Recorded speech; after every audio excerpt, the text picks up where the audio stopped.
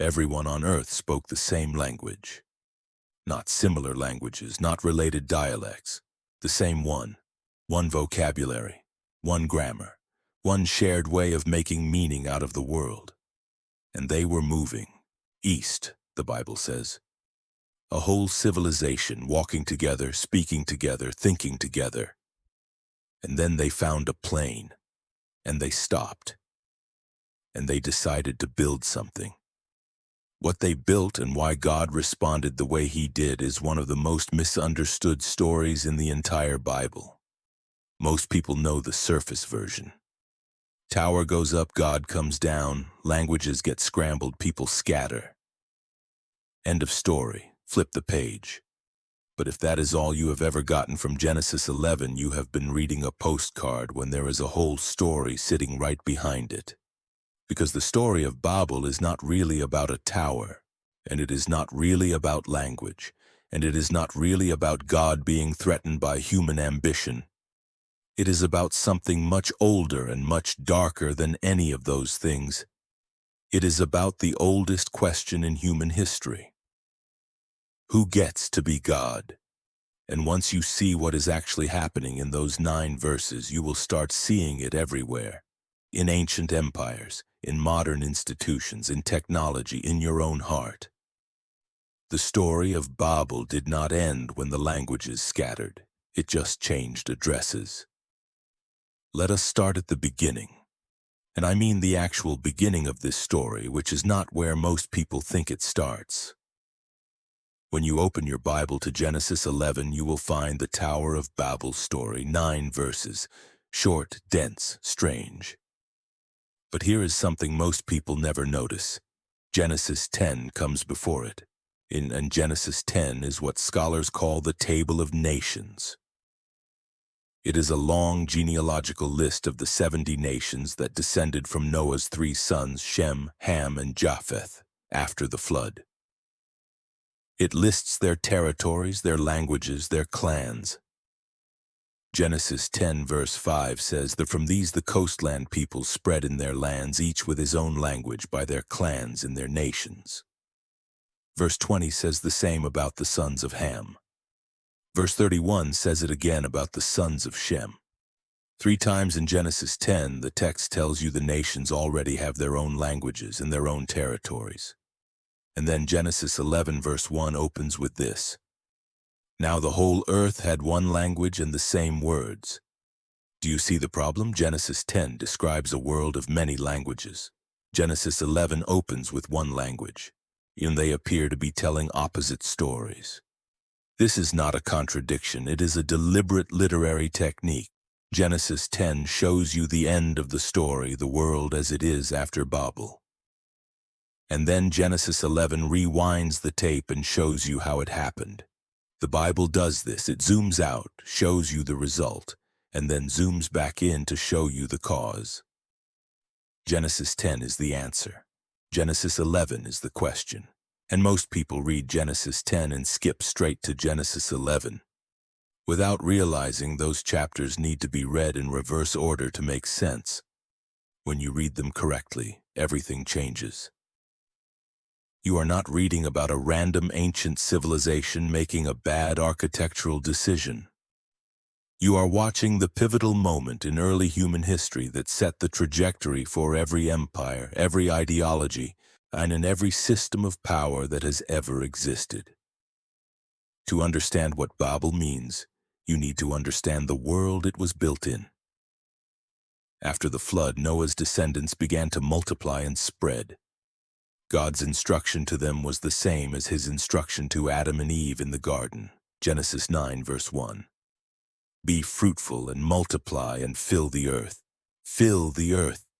Not cluster in one place, not consolidate, spread, diversify, cover the ground. But something is pulling against that instruction. And it starts with a man named Nimrod. Genesis 10 verses 8 through 10 introduces him. Cush fathered Nimrod. He was the first on earth to be a mighty man. He was a mighty hunter before the Lord. Therefore it is said, like Nimrod, a mighty hunter before the Lord.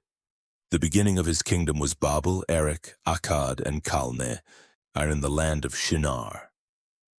Nimrod. The name in Hebrew carries connotations of rebellion. Some scholars connect it to the verb marad, meaning to rebel. He is described as a mighty hunter, Gibber Tzayid in Hebrew, and the phrase "before the Lord" appears twice in 2 verses, which in Hebrew idiom can carry the sense of in defiance of the Lord, the way you might say someone did something in someone's face. He is a man of extraordinary power who founds kingdoms. And the first kingdom he founds is Babel. In the land of Shinar, this is not a casual geographic detail. Shinar is the ancient name for Babylon, and Babylon is not just a city in the Bible. Babylon is a symbol, a system, an empire of the human ego that runs from Genesis all the way to the book of Revelation, where it appears as the great city drunk on the blood of the saints. When you trace the thread of Babylon through Scripture, it begins right here, with Nimrod in Shinar, building the first kingdom. And then Genesis 11 picks up the thread. Genesis 11 verses 1 through 9. Read it slowly. Now the whole earth had one language and the same words. And as people migrated from the east, they found a plain in the land of Shinar and settled there. And they said to one another, "Come, let us make bricks and burn them thoroughly." And they had brick for stone and bitumen for mortar. Then they said, "Come, let us build ourselves a city and a tower with its top in the heavens, and let us make a name for ourselves, lest we be dispersed over the face of the whole earth." Stop there, because there is more happening in those 2 sentences than most people catch in a lifetime of reading this passage. First, I notice what they are afraid of. Dispersion, being scattered. The very thing God told them to do, fill the earth, is the thing they are organizing to prevent. This is not just disobedience. This is a coordinated architectural, civilizational resistance to the purposes of God. They are not accidentally drifting away from His design. They are building a monument to their refusal of it.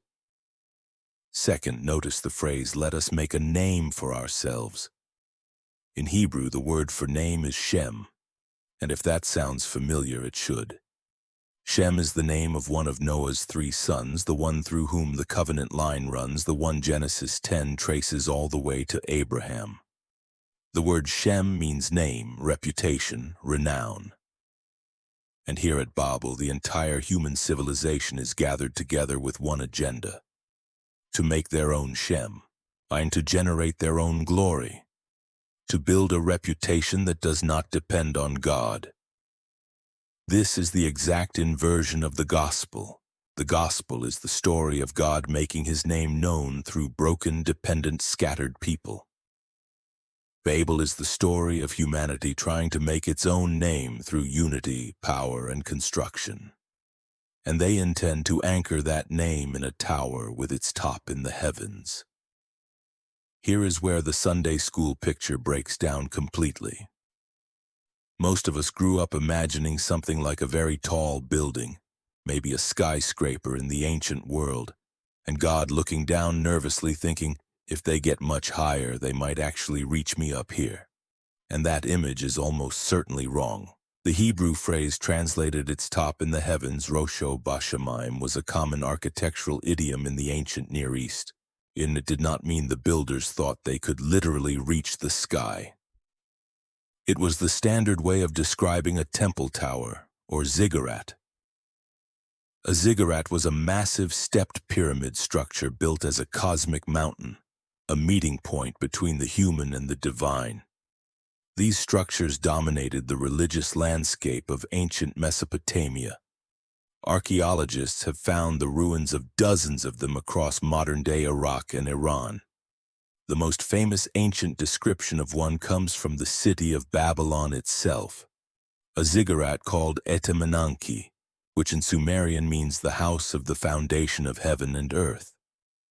Scholars believe this may be the very structure, or a later version of it, that the Babel account is describing.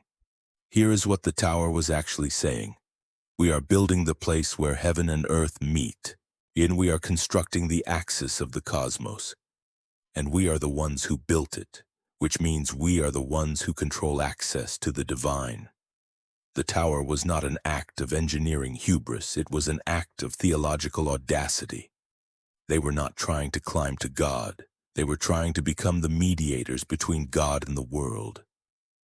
They were building a religious system with themselves at the center, and the name they wanted to make for themselves?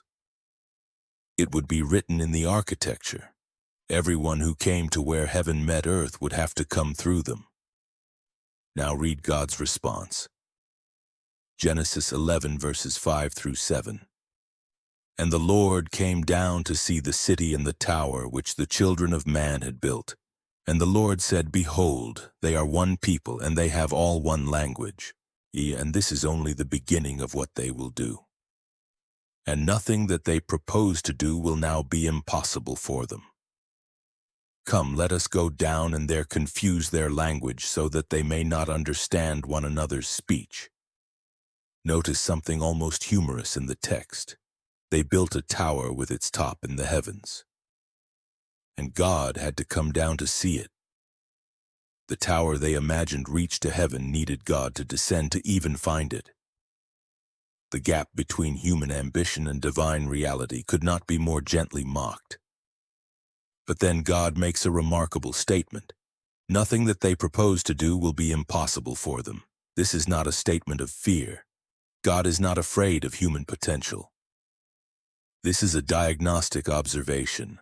When human beings unify their language, their culture, and their ambition around a single project, the capacity for both creation and destruction becomes almost limitless. God is not threatened. He is concerned. He sees where this road goes.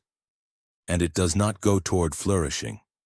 It goes toward a totalizing human system that leaves no room for dependence on him, and no room for the diversity of image bearers he intended to fill the earth. So he confuses their language. The Hebrew word is balal, meaning to mix or confuse, and from that word, the place gets its name. Babel, not gate of God as the builders intended, confusion. God takes their monument and renames it with his verdict. Every time someone said the name Babel from that point forward, they were not saying what the builders meant.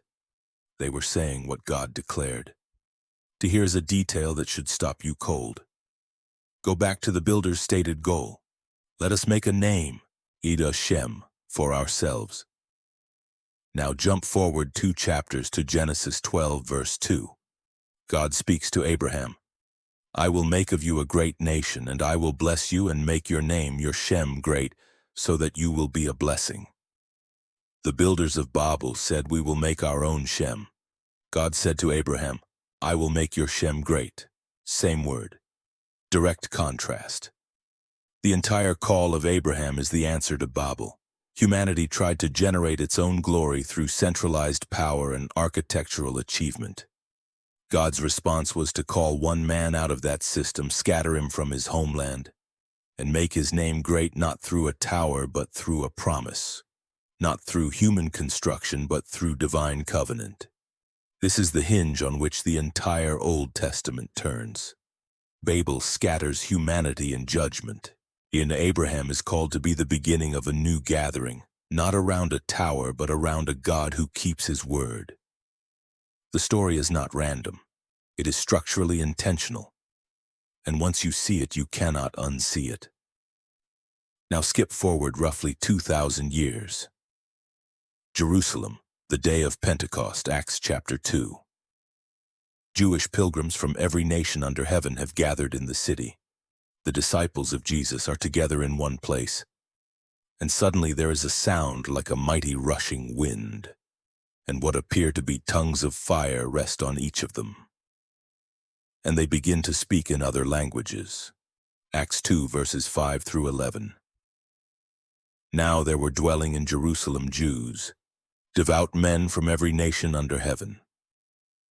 And at this sound the multitude came together, and they were bewildered, because each one was hearing them speak in his own language. And they were amazed and astonished, saying, Are not all these who are speaking Galileans? And how is it that we hear, each of us in his own native language? Parthians and Medes and Elamites and residents of Mesopotamia, Judea and Cappadocia, Pontus and Asia, Phrygia and Pamphylia, Egypt and the parts of Libya belonging to Cyrene, and visitors from Rome, both Jews and proselytes, Cretans and Arabians. We hear them telling in our own tongues the mighty works of God. Do you see what is happening? At Babel, one language became many as an act of judgment. At Pentecost, many languages are all heard simultaneously as an act of grace. Babel divided, Pentecost unites. But notice carefully how Pentecost unites. Not by erasing the languages, not by forcing everyone back into one tongue. The disciples do not suddenly speak one universal language. Each person hears in their own language. The diversity is not undone. It is redeemed. This is the distinction that matters. Babel's unity was uniformity. One language, one culture, one city, one tower, one human agenda. God's unity is harmony. Every language, every nation, every tribe gathered not around a human monument but around the mighty works of God. Babel tried to erase difference in the name of power. Pentecost celebrates difference in the name of worship and the fire. At Babel, they burned their bricks thoroughly. They are building with fire.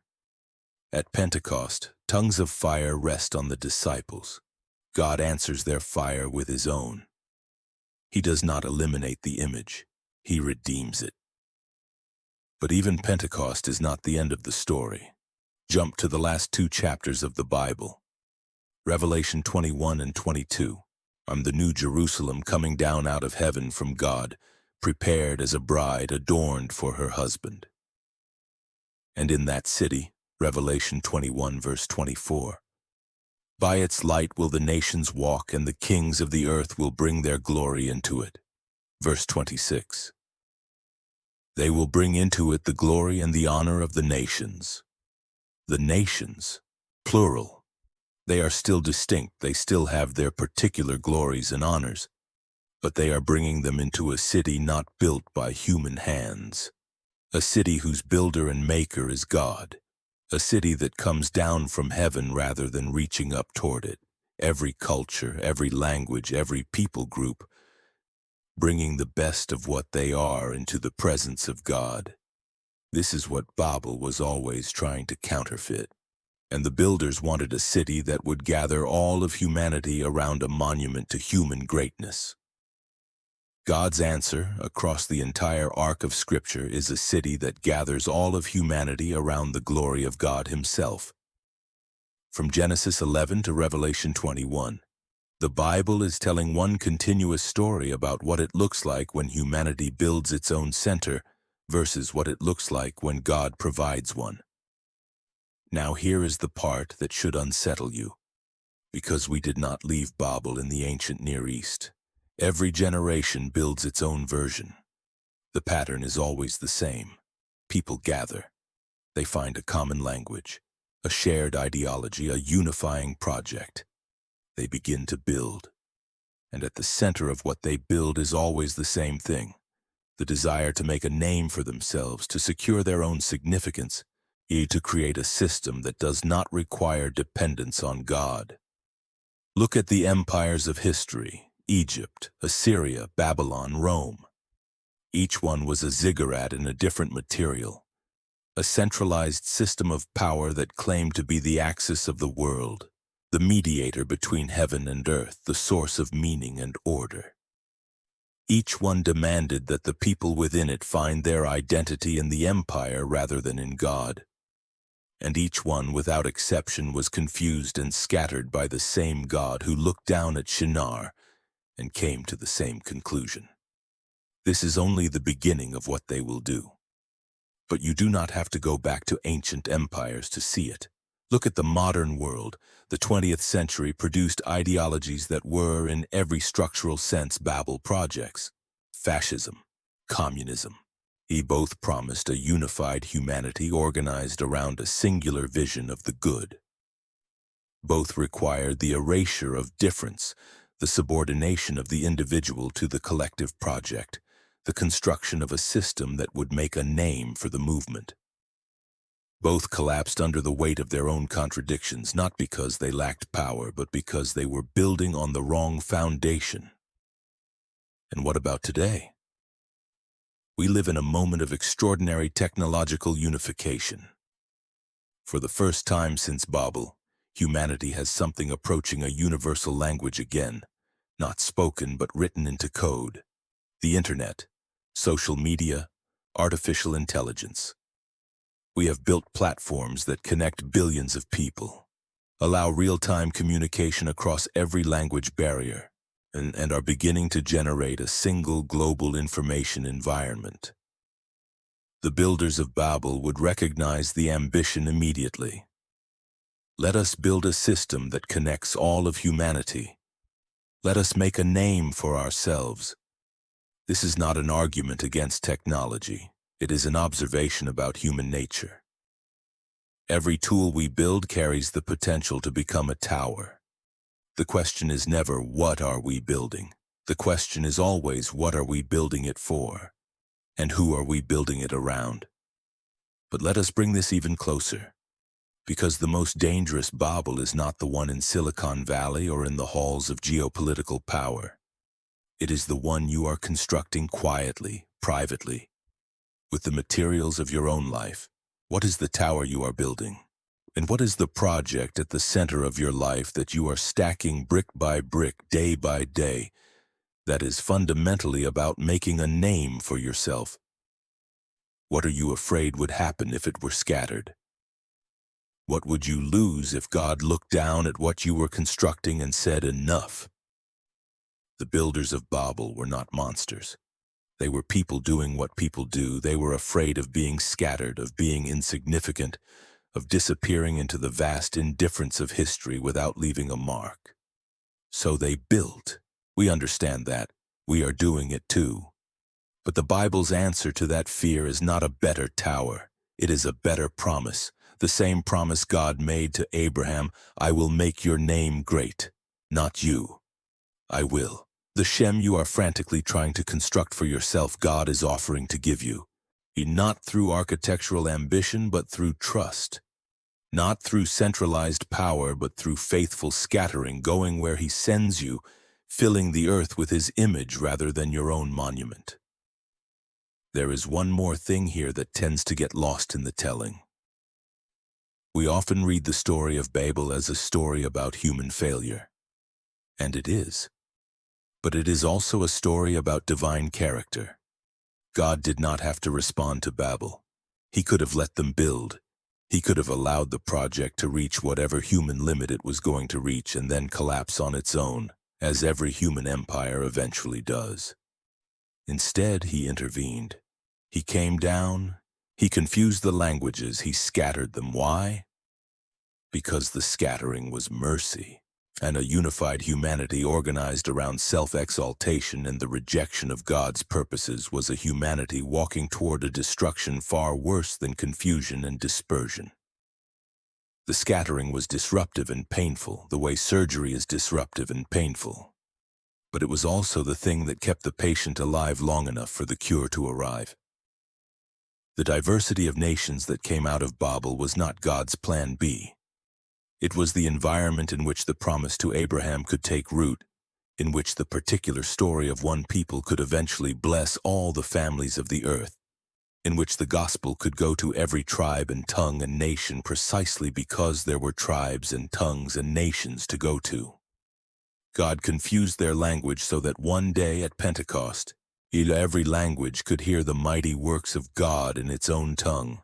He scattered them so that one day at the New Jerusalem every nation could bring its glory into the presence of the Lamb.